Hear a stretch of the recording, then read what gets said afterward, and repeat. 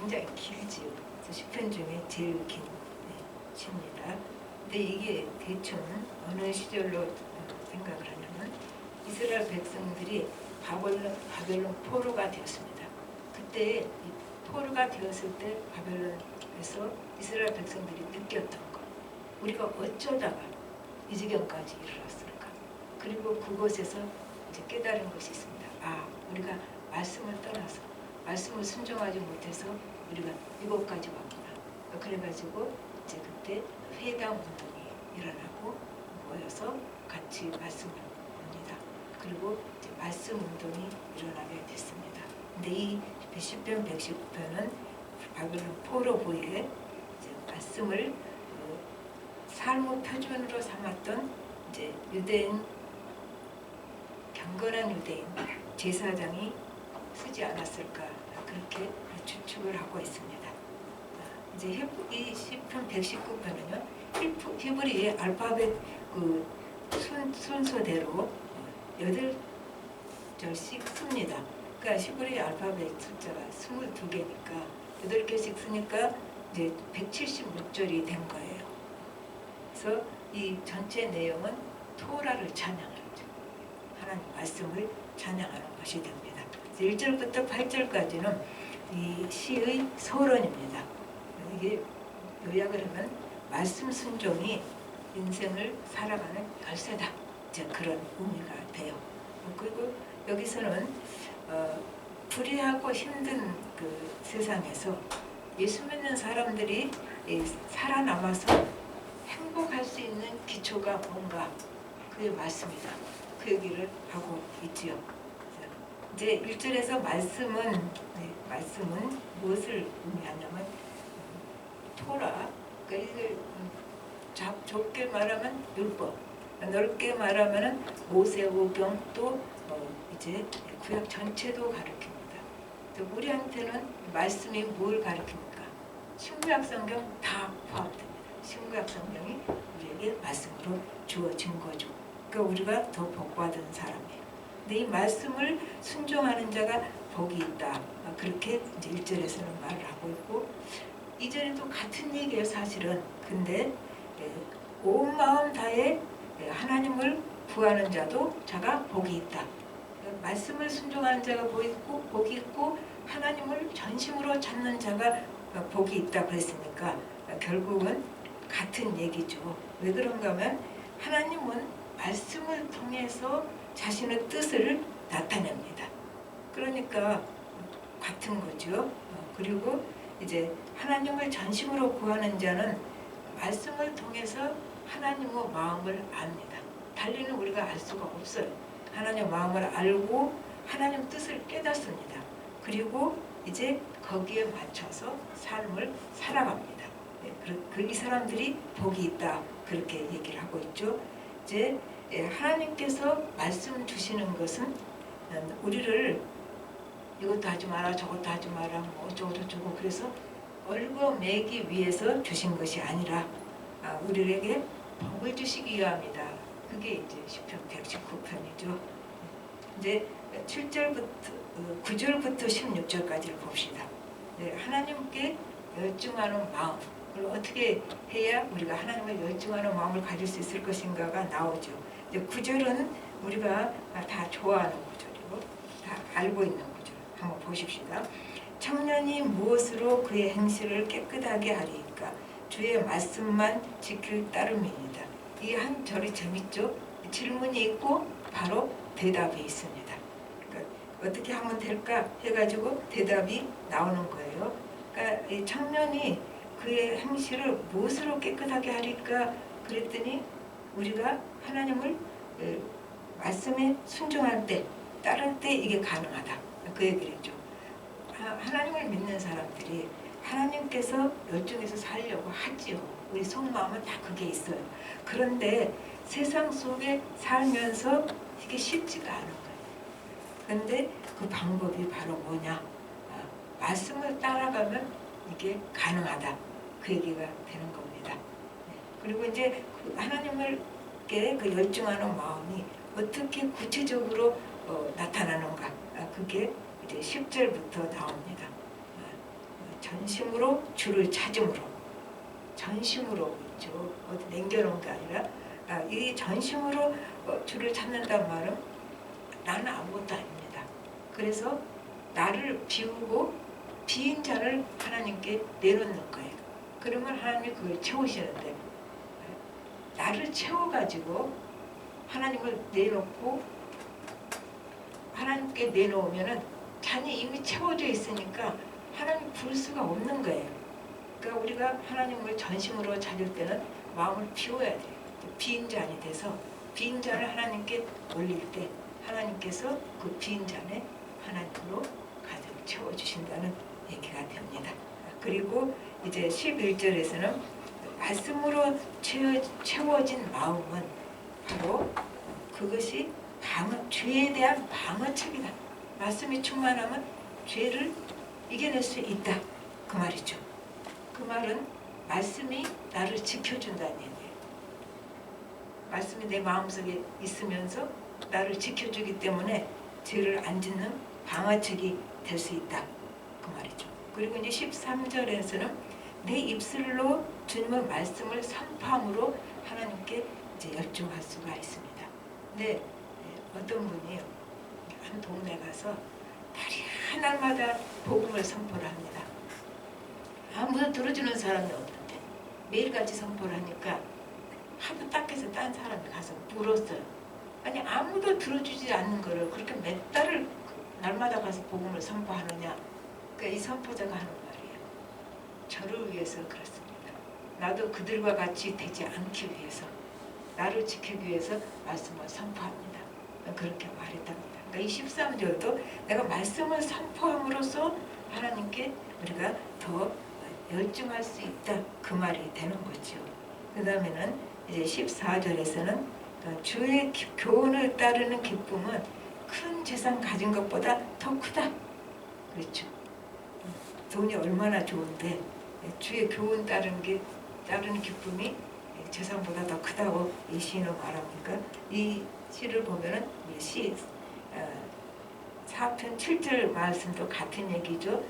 주께서 내 마음에 두신 기쁨은 그들의 곡식과 새 포도주가 풍성할 때보다 더한 이이다. 이렇게 됐죠. 그러니까 하나님의 교훈을 따라 살 때 하나님이 주신 기쁨이 이렇게 크다. 그 얘기가 되는 거죠.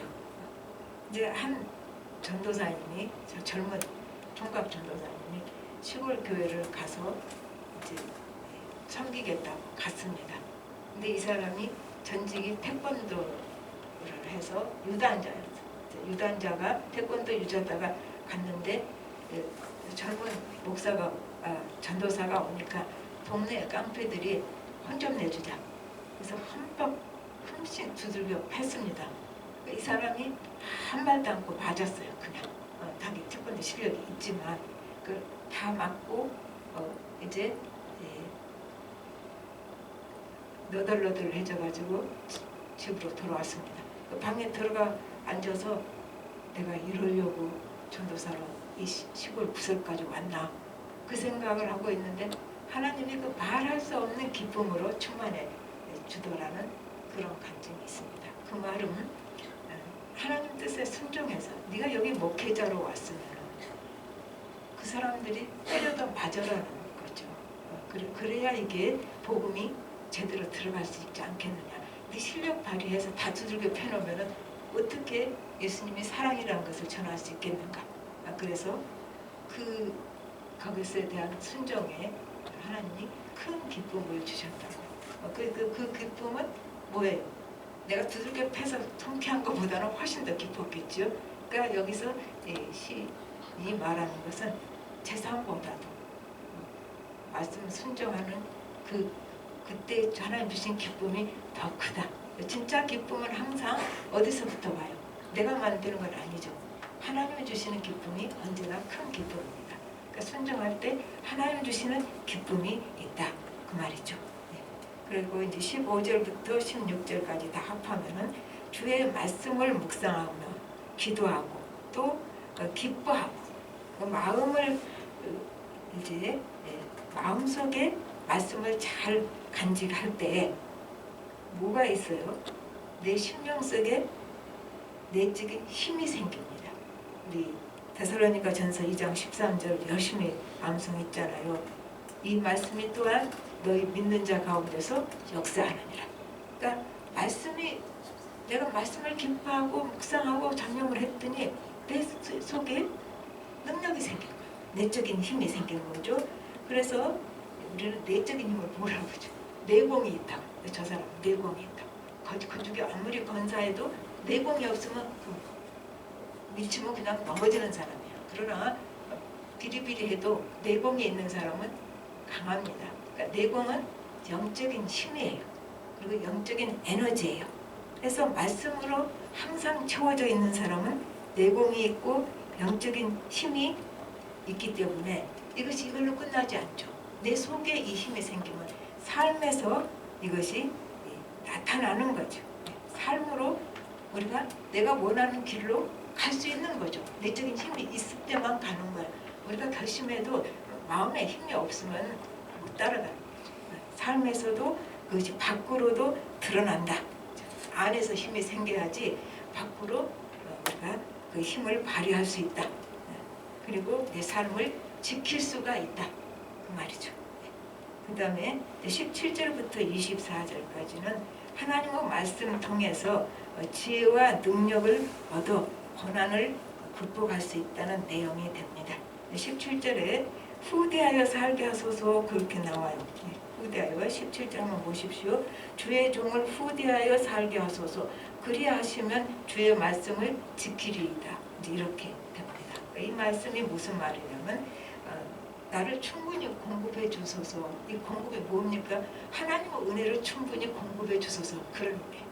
나에게 하나님께서 은혜를 베풀어 주소서. 그러면 내가 이제 말씀 지킬 수 있습니다. 그 뒷말이 말씀을 지키리라 그 말이 나오잖아요. 그러니까 하나님이 은혜를 충분히 베풀어 주실 때 내가 말씀을 지킬 수 있다. 내가 말씀을 지킬 수 있는 것은 내 힘이 아니다. 하나님의 은혜다. 내가 이렇게 말씀을 지키고 살았는데 우리 그런 힘 없어요. 하나님의 은혜를 주셨기 때문에 그렇게 살 수 있었다는 얘기가 시편 기자의 고백 속에 있습니다. 그리고 이제 18절에서는 내 눈을 열어서 하나님의 그 놀라운 말씀을 알게 해 주시옵소서. 이해할 수 있게 해 주시옵소서. 그 내용이에요. 그래서 우리가 말씀은 머리가 좋고 똑똑하다고 그 말씀을 깨닫는 건 아니죠. 영의 눈이 뜨여져야지 말씀을 깨달을 수 있는 거죠. 그래서 우리가 굉장히 쉬운 말씀도 속이 복잡하고 화가 잔뜩 나고 한번 읽어보세요. 그 말씀 뜻이 제대로 들어오나? 안 들어옵니다. 근데 말씀이 맑아지고 깨끗해졌을 때 말씀이 성령의 역사로 우리가 말씀을 깨달을 수가 있는 거죠. 그러니까 말씀을 깨닫는 것은 성령이 조명해 주셔야만 가능하다. 그 말이죠. 영의 눈이 떠야만 말씀을 온전히 이해할 수가 있다. 그 말이 되죠. 그리고 이제 19절에서는 이 땅의 삶이 나그네 길이라고 시인이 말을 합니다. 그래서 나그네 길 가면 때로는 너무 삶이 어려워서 여행길에 이렇게 길을 잃어버려 가지고 내가 어디 있는지 모를 때가 있어요. 굉장히 위험하잖아요. 여행길에 길을 잃어버리고 내가 지금 어디 서 있는지 자기 좌표를 모를 때, 그럴 때 말씀이 바로 나침반이 되어준다. 그 말이죠. 그래서 나그네 길에서는 특별히 말씀이 나를 인도해 줘야만이 갈 수 있다. 그 말이죠. 우리 이제 그 119편 105절은 이제 뒤쪽에 나오지만 주의 말씀은 내 발의 등이요 내 길의 빛이니이다. 주님의 말씀이 나의 안내자입니다. 주님의 말씀이 나의 나침반입니다. 내가 어디 있을지 모르고 혼돈에 빠졌을 때 나를 인도하시는 것, 그것이 하나님의 말씀이다. 그 말이죠. 이제 20절을 또 한번 보십시다. 20절에서 주의 규례들을 항상 사모함으로 내 마음이 상하나이다. 그랬어요. 마음이 쇠약해졌다. 너무 사모하는 마음으로. 그러니까 말씀을 사모로 쇠약해진 건 바로 하나님을 사모하는 마음과 똑같은 거예요. 이게 따로 있는 게 아니라 21절부터 23절까지는 이제 이 땅에는 하나님과 동떨어져 사는 사람들이 있어요. 그런데 나는 하나님을 붙들었으니까 나를 이 세상에 취해서 사는 사람들은 비방과 멸시에서 지켜주십시오. 그 기도를 합니다. 참 세상은 우리를요 멸시하고 비방하기 좋아합니다. 거기서 내가 말씀을 순종할 때 하나님이 지키신다. 하나님 지키시면요 손 못 댑니다. 우리가 이거는 참 굉장히 힘든 상황이다 할 때도 우리 마음이 하나님께 딱 고정되어 있으면은 하나님 지키셔서 수치당하지 않게 합니다. 비방당하지 않도록 이상한 방향으로 이게 해결이 되는 수가 있습니다. 그 다음에 마지막 절, 마지막 절 24절 보십시다. 주의 증거들은 나의 즐거움이요 나의 충고자니이다. 그렇게 했어요. 여기서 충고, 윤려 다 말씀이라는 뜻이죠. 그러니까 나의 충고자 그 말은 카운셀러라는 뜻이에요. 카운셀러. 그래서 나의 카운셀러가 되어서 말씀이 나를 지켜주는데 어떻게 지켜주나요? 너무 말도 안 된 상황에 내가 처해서 화가 안 날 수가 없는데 그게 뭡니까? 화내지 말라고 했잖아요. 그러니까 말씀이 이 상황 보니까 네가 화내게 됐어. 그러니까 화내지 말랬잖아. 그렇게 나옵니다. 그리고 이제 내가 말도 안 되게 가문이슬에 속아서 사기를 당했어. 그럼 어떻게 해요? 그러면 하나님 말씀이 뭐라 그래요?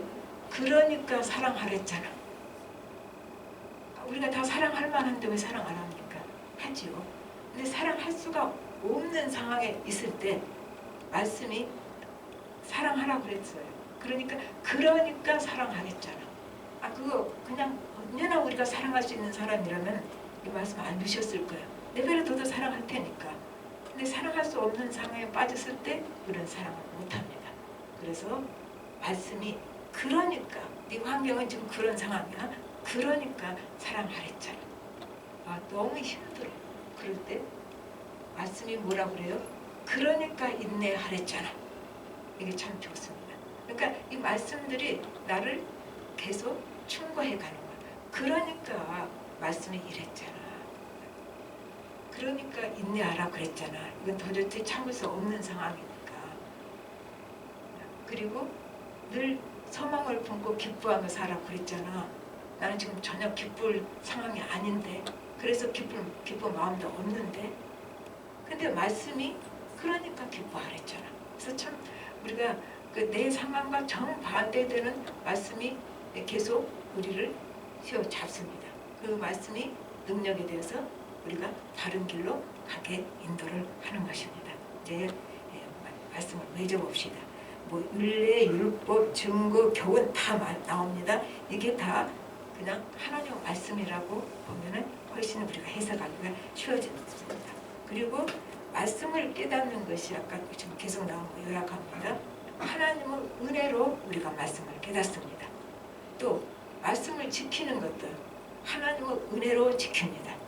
말씀으로 잘하는 것도 하나님의 은혜입니다. 그러니까 하나님의 은혜 없이 우리가 말씀 따로 하나님 떨어져서 말씀을 어떻게 내가 해석하고 맞춰기도 이게는 불가능하다는 얘기죠. 인간적인 논리가 될 수 있어요. 인간적인 논리밖에 될 수 없는 거죠. 하나님의 은혜가 임해야지 말씀을 제대로 알고 또 그걸 지킬 수가 있다 그 말입니다. 그리고 우리 이제 제일 이 말씀 중에서 우리 9절을 청년이 무엇으로 그 행실을 깨끗하게 하리까 그랬잖아요. 근데 난 청년 아닌데요. 우리가 다 청년이에요.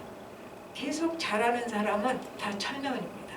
청년인데 잘하지 못하고 주저앉는 사람은 노인이에요. 그러니까 우리가 끝까지 청년으로 살 수 있는 비결 계속 잘하십시오. 그러면 우리는 청년으로 살 수가 있습니다. 그런데 이것이 뭘로 이렇게 해요? 말씀을 따라 삶으로 이게 가능하다. 우리가 말씀 떠나서 뭘로 우리가 하나님을 따라갈 수가 없어요. 늘 말씀이 우리를 능력으로 지켜주실 때 하나님 뜻을 알고 따라갈 수가 있는 거죠. 그리고 이제 우리 히브리서 4장 12절 하나님 말씀에서는 빼먹을 수가 없죠. 하나님의 말씀은 살아있고 활력이 있어 좌우에 낯선 어떤 것보다도 예리하여 혼과 영감이 관절과 골수를 찔러 쪼개기까지 하며 또 마음의 생각과 뜻을 판단하나니. 그렇죠? 그래서 이 말씀이 내 잘못된 부분을, 병든 부분을 다 드러내. 이 칼은 의사의 집도의 뜻으로도 쓰여요.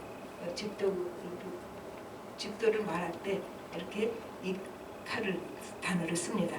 그래서 이제 말씀이 내 병든 부분, 잘못된 부분을 다 도려내서 이제 뽑아낸다, 그 얘기가 됩니다. 근데 잘못하면요, 말씀을 칼을 휘둘러서 계속 남 쑤시고 상처 줄 수도 있어요. 그렇잖아요. 말씀에서 예수 오래 믿다 잘못하면은 그럴 수도 있는 거죠. 말씀 칼을 휘둘러서 남에게 상처 주고 찌르고 그럴 수 있다는 얘기입니다. 그러나 이 말씀을 우리에게 주시는 것은 그런 의미가 아니라 우리에게 그 칼을 한번 겨냥해 보면 어떤가, 그 말이 되죠. 그래서 사람이 같이 멀쩡해도 심령이 병들어 있으면 어때요? 힘이 없어요. 사람이 병든 사람은 아무리 등치가 근사해도 힘이 없습니다. 그리고 자라지 못합니다. 그 병든 부분을 수술해서 건강이 회복되어야지 마음에 힘이 생기고 자랄 수가 있는 거죠. 그러니까 이 말씀의 칼은 바로 내 병든 부분, 잘못된 부분을 이제 도려내는 것이죠. 그래서 나를 회복시켜서 내가 정말 건강하고 힘 있는, 심령이 강한 사람으로 만들어주는 것입니다. 이렇게 되니까 말씀이 바로 행복한 인생을 만드는 거죠. 그리고 우리가 맨 처음에 나왔던 거예요. 우리가 행복하라고 하나님께서 말씀을 주셨어요. 행복한 인생 살라고. 그게 어디 정확히 나오냐면 신명기 10장 13절에 이 말씀이 있습니다. 내가 오늘 네 행복을 위하여 네게 명하는 여호와의 명령과 규례를 지킬 것이 아니냐, 이렇게 되죠. 굉장히 이제 수사학적인 질문으로 말을 한 거예요. 그러니까 내가 오늘 뭐 하려고요? 네 행복을 위하여 내가 말씀을 준 거 아니야. 그러니까 지켜라. 그렇게 말씀을 하십니다. 그러니까 우리가 항상 말씀이 하나님 주신 의도가, 하나님의 마음은 우리를 행복하게 하기 위해서 말씀을 주셨다는 것이죠. 그러니까 말씀을 따라 살면 힘들고 손해보고 다 망가진 것이 아니라 내가 행복한 인생이 된다, 그 말이죠. 그런데 우리 이런 말하죠. 법은 멀고 주먹은 가깝다. 우리도 어쩌면 그 말을 말씀에 적용할 수가 있어요. 말씀은 멀고 지금 내가 당한 현실은 코앞에 있다. 그럴 수 있잖아요. 이 코앞이 더 문제인 거예요. 멀리 있는 말씀보다. 그런데 그렇게 해가고는 예수 믿는 사람은 잘 될 수가 없지요. 그러니까 말씀이 멀고 지금 내 현실은 가깝지만 코앞에 있지만 지금 내가 당한 문제는, 그래도 말씀을 가까이 해서 말씀을 붙들 때 그때 말씀이 능력에 대해서 현실을 능히 이기고 극복하게 합니다. 이게 크리스찬의 삶의 방식입니다. 그래서 우리가 말씀으로 인해서 행복한 인생 사시기를 예수 이름으로 축복합니다. 네, 다 같이 기도하겠습니다. 하나님 아버지, 주님의 은혜를 감사를 드립니다.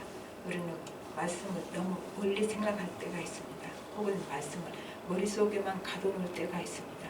아닙니다. 말씀은 우리 삶 속에 들어와서 우리의 삶을 변화시키고 우리 삶을 풍성하게 하고 하나님 뜻대로 살아가게 하는, 하나님을 사랑하는 그 마음으로 이웃을 돌볼 수 있도록 말씀이 우리에게 능력이 되어서 역사를 해줍니다. 하나님께서 우리에게 하나님 뜻대로 살라고, 그래서 행복한 인생 되라고 말씀을 주셨으니 우리가 말씀을 사모하고 말씀을 알고 암송하고 묵상할 뿐만 아니라 그 말씀이 내 심령 속에 꽂혀서 역사해서 내 심령이 말씀으로 말미암아 강건하고 능력 있는 심령이 되어서 하나님 뜻대로 살면 행복한 인생을 살 수 있도록 인도하여 주시옵소서. 모든 말씀 예수님으로 기도합니다.